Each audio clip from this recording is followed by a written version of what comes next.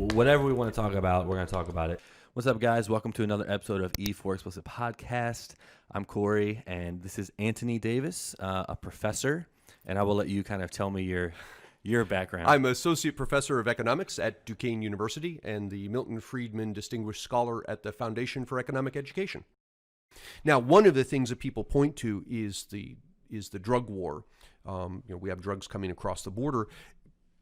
But part of that is we talked earlier about the government coming to the rescue to solve problems that the government created. Yeah. And this is one of them. Yeah. In outlawing drugs the way we have and criminalizing them the way that we have created the conditions for drug monopolies. We call them cartels, the drug cartels. Yeah. It's incredibly profitable to sell drugs, if I'm a Mexican drug cartel, to sell drugs to Americans. Yep. And so I have a tremendous profit incentive to figure out how to do that, regardless of whatever immigration rules you put in place. And one of the ways around that is to say, okay, we're going to decriminalize all of it. That's not to say that we're not going to be concerned about people who are getting addicted to certain drugs, but rather we're not going to treat them as criminals. There's all the SWAT teams that we send out, all that goes away.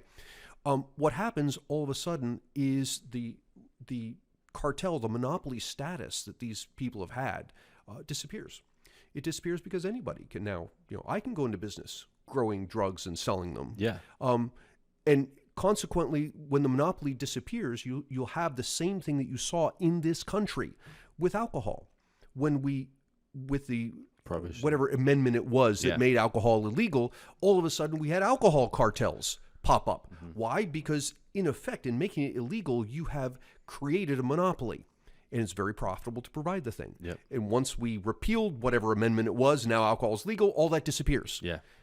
No, I totally agree with you. And I think, so I actually, the fentanyl, that drug? Yes. So we've had a huge spike in that. And I was watching Joe Rogan, of course, and he had a ex-federale cop who was in it on there. And he was talking about the reason why we've had such a high percentage rates of fentanyl was because majority of the U.S. made marijuana legal. So that cut into the cartel's profits. Yeah. So they had to say, okay, well, what else can we do to make more money? So they went that way. So I think you're right, because if we made everything like Holland or whatever, has everything pretty much decriminalized, you would have to almost do everything, because they'll find a way or something to sell and boost that up to make a profit. Right. So how would they, would you have to just make everything basically decriminalized and legal? Yeah, you decriminalize all of it. Now, going back to my idea of right government, you would have laws in place that say, look, if you're selling this drug and it's tainted and kills people, that's a problem. You've imposed a harm on somebody. Sure. But apart from that, you let people do what they want. Now, that's not to say that we shouldn't be concerned about drug addiction. Certainly we should.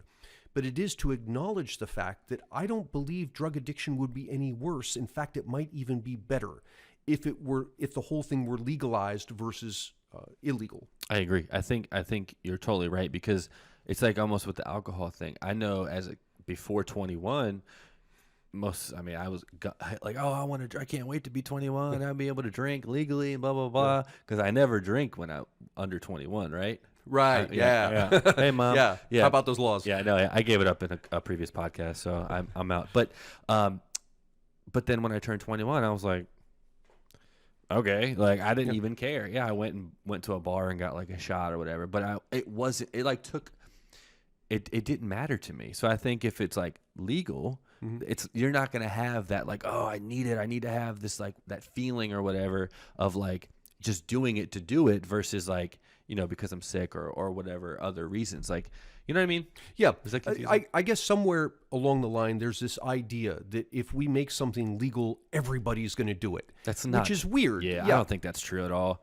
I'm saying I agree with you. I don't think that's it's just proven that that's not going to happen. Right. I think you're right. It would probably make it even easier, less addiction. And then I think is it Holland? Or is it? I think it is. Heroin's legal, everything's legal, and they don't if you get into, like, if you have a certain, like, a lot of amount of it, or you OD or something happens, they don't throw you in jail. They take you to a rehabilitation center, and actually, and their numbers are insane of people getting off of the drugs and stuff because they have that system and that support system, and they're not like, they don't throw the book at them for like a gram of weed. You've stumbled upon an important point, which is that I would argue the addiction in many cases, if not most cases, the addiction is going to be there regardless. If I have an addictive personality, whether it's legal or illegal, I'm going to find it and I'm going to get addicted to it. Yep. But when we make it illegal, we throw on top of the addiction problem an additional problem, which is all of the legal nonsense that you've got to deal with.